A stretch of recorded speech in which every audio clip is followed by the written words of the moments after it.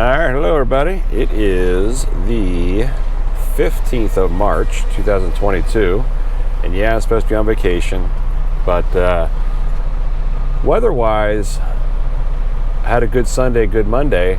Pure sunshine, beautiful on Sunday. Went to the Strawberry Festival here in Plant City, or not here in Plant City, but in Plant City where I live, and it was beautiful. I got sunburnt, but we had a great day. And yesterday was good too. We just did some running around, but we're just doing day trips, but we did some running around. And I noticed that the weather Tuesday and Wednesday through Florida and Georgia is going to be rainy. So I decided, well, they were my last 2 days of my vacation time. So I decided I'll work Tuesday and Wednesday, the 15th, 16th, and take off Thursday and Friday when it's going to be nice outside. So that's what we're going to do. We're going to do Busch Gardens on Thursday, and then do some horseback riding on Friday. So I'll try to do some filming of that.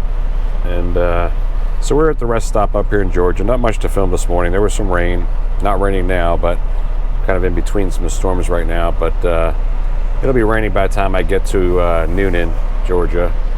And then it's supposed to rain tonight. So I'm just doing my 30-minute break. Got about 6 minutes left. So stay tuned. I got something to tell you guys what happened. I think I wrote it in on the last video because I didn't get a chance to do an audio of it, but I'll tell you what happened on my load down to Sam's Club and what happened when I got to Sam's Club.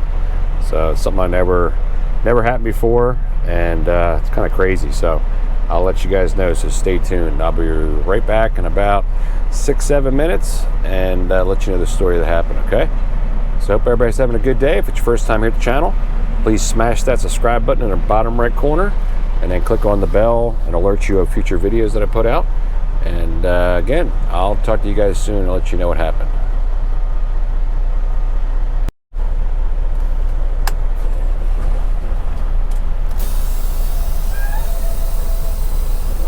Alright, so let's get rolling here from our 30-minute break at the rest stop here in Georgia.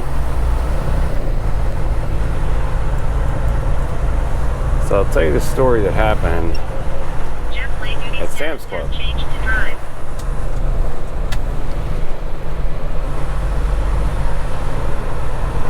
So, what happened, I get to Sam's Club, get there on time by the way, even through all that wind and that rain, that storm, I got there, and you saw it in the last video I guess, that I got there. Anyways, so they didn't have a door right away. So I guess about a half hour went by and I called and I said, hey, you guys told me you have a door for me, just need a few minutes. And they said, oh, they're just busy, they'll call you. I said, okay. About 10 minutes later, they called me and said, you're ready to go. So I said, okay. Told me a door number, door 1911. Back into door 1911, disconnect. That's what you got to do there at Sam's Club. So did that, parked the truck. I think I made myself a bagel for breakfast. Any case, so it was only like 20 minutes and I get a call, and usually the only time you get a call is saying you're done. I'm like, oh, this can't be. I mean, I used to get done in like 20-30 minutes in the past, but not recently, not in the past like 3-4 months. It's been like 2 to 3 hours, you know. So they called me and they said, hey, just want you to know you had a couple pallets that fell over and they got to be restacked. And I'm like, yeah, okay. So like, well, we don't do that, so you got to do that. And I'm like, I'm a truck driver. I don't restack the load. We just drive them. We don't get paid for that. And they go, yeah, we don't either. We don't get paid to restack them either. So I'm like, okay. So I said, well, I'll come in and take a look at it. So I go in and take a look at it, and I'll put some pictures up. I think I did in the last video too, but I'll put the pictures up here again because now I'm explaining it. So I get up there and I see, okay, looks like a pallet went over or something like that. So I go ahead and they pull off, I think, a skid or something like that. We put the skid on the ground, started filling it up and everything, and took it out. And then he took another skid out or two, and all of a sudden we see like there's 2 more. And then the guy, well, what happened? Let me back up. So a guy said they don't help out, but he says, I'll get somebody to help you out. So he got me a young kid to help out. And then I guess kind of felt bad, you know, asking me to do that. So actually another guy helped out. So we had 3 guys total. make it go faster. So we pull out, we finish that skid, pull out the other skids are kind of in the way, and then we notice there's about 2 or 3 other skids that are falling over. We're like, oh my God, how many of these are we gonna have to restack? So it ends up, we had to restack 5 skids. And then what happened was, if you all remember, when I said this, and I also put up there on the scale ticket I got, it showed it had like 30,000 pounds in the back and like 24 in the front. And that's usually opposite. Usually you have more in the front and the back. So what we found out, what they did was, and I figured this is what happened, they put all the light stuff in the front and heavy stuff in back, but it was even worse than that. They stacked too high in the front, then somewhere between the front and towards the back, they had single layers of cereal. But then in the back few rows, they double stacked the big Pop-Tart boxes, the one like 48 count boxes that you buy in like Sam's Club in bulk in Walmart. So what happened was those things fell over. They didn't have them strapped or anything, didn't have any boards holding them up so they wouldn't fall. They just fell. Just from normal driving, they just fell.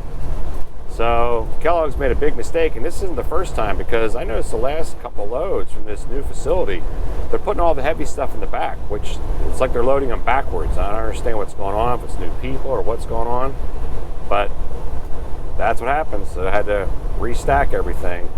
So it probably took like 45 minutes to an hour to do all that. And because they told me, they said if I wouldn't have restacked it, they were going to have to reject the whole load, which is a lot of money. So I went ahead and got my hands dirty, got in there and did it. So that's what happened on Saturday. So anyways, just I'll let you guys know that. So now we're in Ashburn/Turner, Georgia, and we got about 154 miles to go till we get to Noonan. So I will sign off for now. If anything comes up, of course, I'll film it. If not, I'll see you guys when I get to Noonan.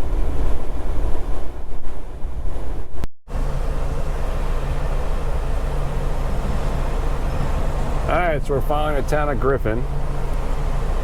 We're on Route 16 headed to Kellogg's in Noonan. A little bit of traffic here, not too bad though.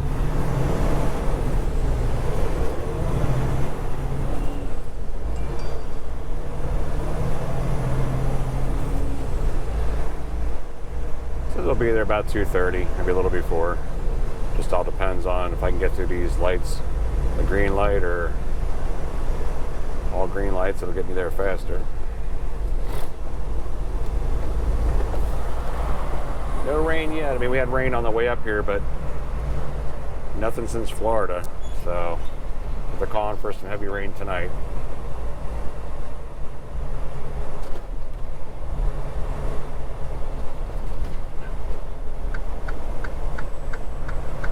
I'm going to stay in this left lane because I started noticing coming through this town, a lot of cars will turn right. All it does is slow me up. So I don't see any signs where it says trucks right lane only or anything like that. So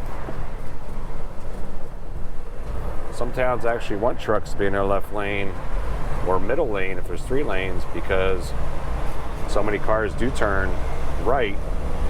They don't want you to smash into the back of cars. So I've noticed a lot of track trailers are staying in the left lane, probably due to that reason.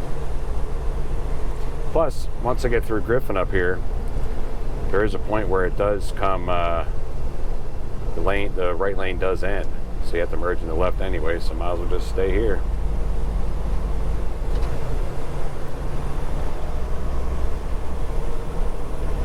So I did get the trailer number that I'm picking up. Didn't say it was done yet. I got it from my DM. I just asked him for the trailer number. Usually when you get a trailer number, that means it's done, but I've noticed at Noonan, you'll get a trailer number all right, but it'll still be in the door waiting to get loaded, or it is getting loaded and it's not done yet. So the old way, they would let you know a trailer number when it's done. So don't know if I'm going to the Loves in Cordell, or Cordele, as they say, Georgia, or if I'm going to be staying at the Pilot up here. So basically how I'm going to do this from now on because you can't park at Kellogg's anymore. The old facility, there was room to park outside of Kellogg, so you can't do that anymore here. So if my trailer is not ready, then I'm just going to bobtail over to the Pilot, because it makes it easier to park a bobtail than it does your truck and trailer. So if it's ready, I'll pick it up, and I got plenty of time to get to Cordele, whatever. So I'll have plenty of time, so that's what I'll do. So that's how I'm going to decide what I'm going to do tonight. So we'll see.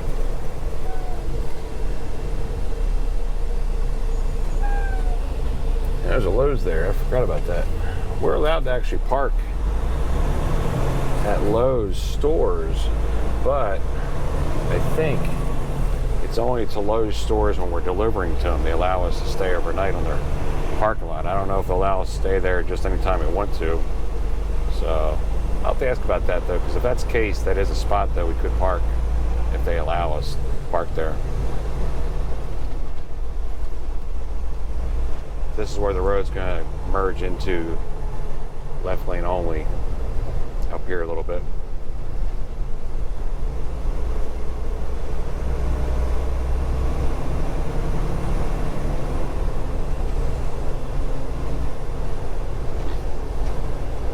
Yeah, I didn't film it last time, but I had a school bus cut out in front of me down here. There was plenty of visual. He saw me coming, and he sat there and he waited, and all of a sudden he just pulled out on me. I wish I would have had my camera going at that point, but I didn't. That's just the worst. As a bus driver, you know, even with a Class B license, you know you can't pull out in front of a truck. Nobody should pull in front of a tractor trailer, but he should have waited. And especially because there's children aboard, you definitely got to wait. So, anyways, not much going on here. I'll film as I get up to Kellogg's, do some filming there, and maybe I'll put the hack cam on at that point. If I get a chance to, I'll do that to hook up the trailer. So stay tuned for that, folks, and I'll see you in a little bit.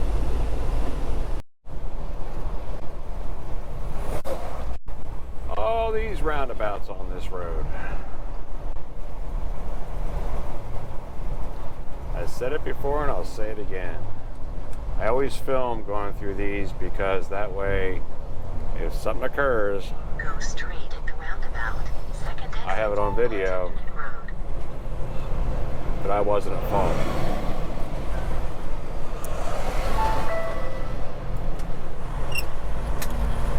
Take the next exit.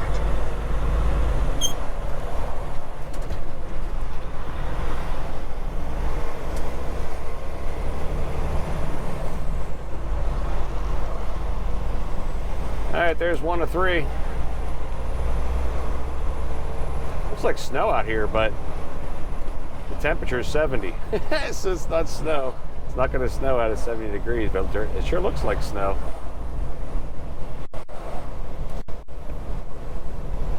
This bridge is very bumpy. It's funny. You probably don't see it in the camera, but you bounce out of your seat. Every section of the bridge bounces up and down.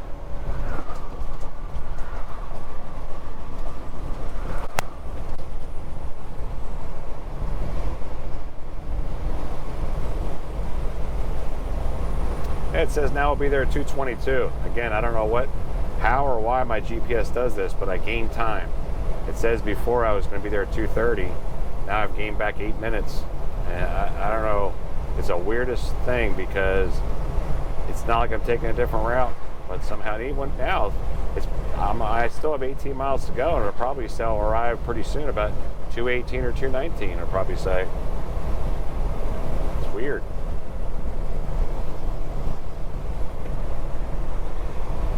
I like this route going here better because I've noticed that I didn't have any traffic today. I mean, light traffic on I-4 when I left, but going this way, I'll still have about probably 3 hours and 15 minutes to get to Cordele, Georgia. When I used to go to the Hunter address or the Mason address, the other facility, I sometimes only have like 2 hours and 15, 2 hours and 20 minutes to drive from there, and I barely make it. So at least this way, it gives me a little more time. Because even though I'm only doing 55 on this road versus 65, when I would get through McDonough, Georgia, I'd be down to crawling anyways, so that would waste my time. So this way is slower speeds, but I do save time. And trucking, time is what you need. It's the way you make money, it's keeping your time. If not, if you're just sitting in traffic all the time, your clock's always ticking.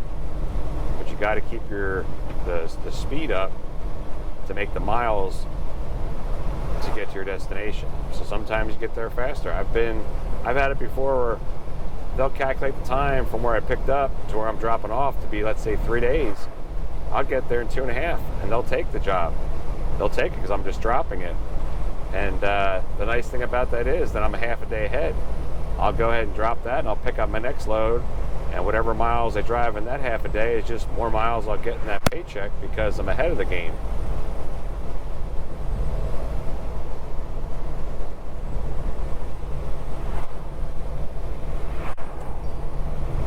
So I just realized too, because I came back on the truck, I said in the last clip I was going to do my hat cam video. I won't be able to do that because I realized I left my hat in my duffel bag, which is in my back bunk. So I'm going to have to either switch that out, so maybe you will see hat cam. If not, I'll clip it on the mirror, at least do some of that, get a mirror shot, backing in and stuff. And then I'll get the hat out for tomorrow's video heading in. And then maybe I'll do some, I'll wear the hat tomorrow and do a lot of the video for my hat cam. So we'll do that. That's probably how it's going to go. Just because if my load's ready, I want to get hooked up and get out of here so I can, one, beat the rain, and also just so I can get there and park for the night. So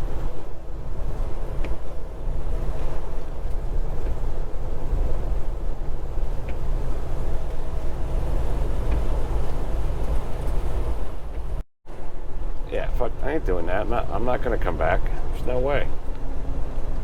Because then it's just later I'm getting to Cordell. I mean, if he says we're just putting the last pallet in and sealing up, okay, I'll wait. Because truck drivers are going to drive later anyways on the nights. Or there's a cop sitting down here in the roundabout, just so you know. He's sitting on the right-hand side. It's not a road that continues yet, so he's just sitting there.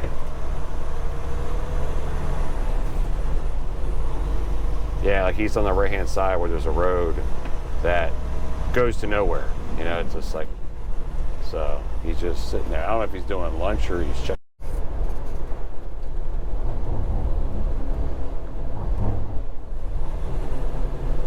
Yeah, exactly. It's like you're just selling it back and forth. Yeah. Yep. Yep. Sleepy Joe is right. Yep. Yep.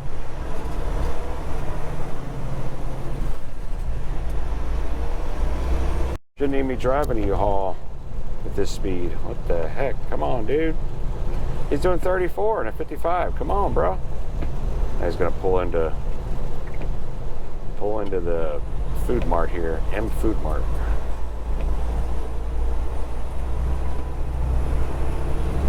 All right, we're almost there. See how crowded it is when we get here.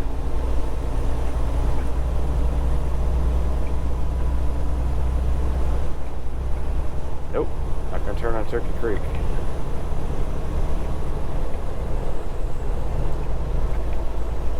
Yep. Oh, I know it's small, don't get me wrong. All right. Kellogg's is right there. Orchard Hills Business Park. They finally put the Kellogg sign up here. It says Kellogg's on it. Yeah, they have it on there. It's Yeah, Prologix, Goodyear, and Kellogg, it says. And they finally put a Kellogg sign up right here at the building, too. They put it up. Yep.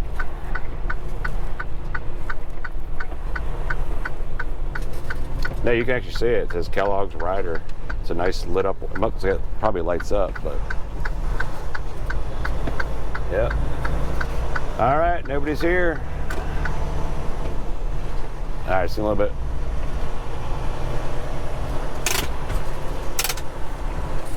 Turn at the second left.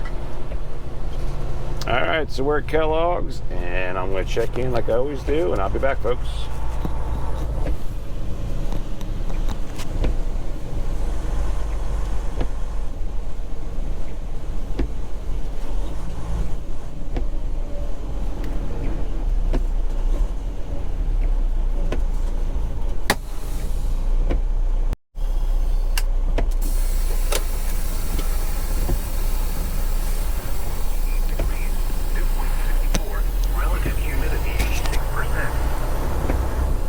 Alright, so he says put it around back, which I guess might be what I'm doing, because I don't see any empty spots out here in the front.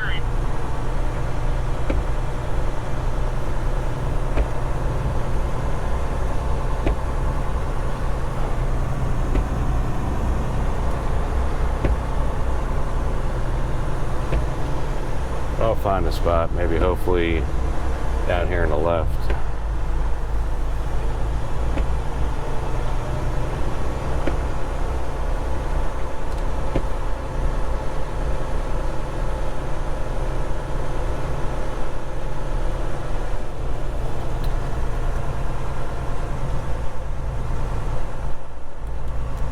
$72 a number here. Is that a door? No. 72. I want to put it here and sit all the way around back. Saves me a trip driving around back.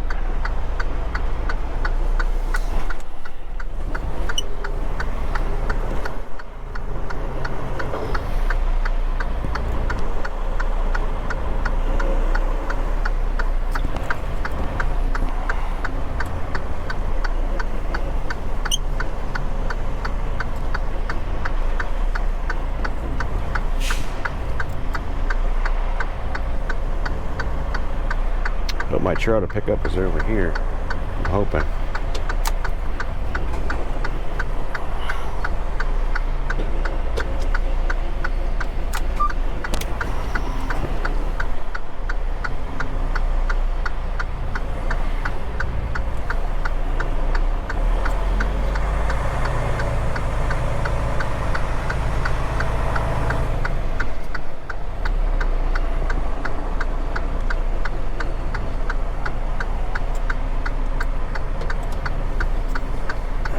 So we'll put this puppy right here, and I'm going to disconnect everybody, and I'll be right back.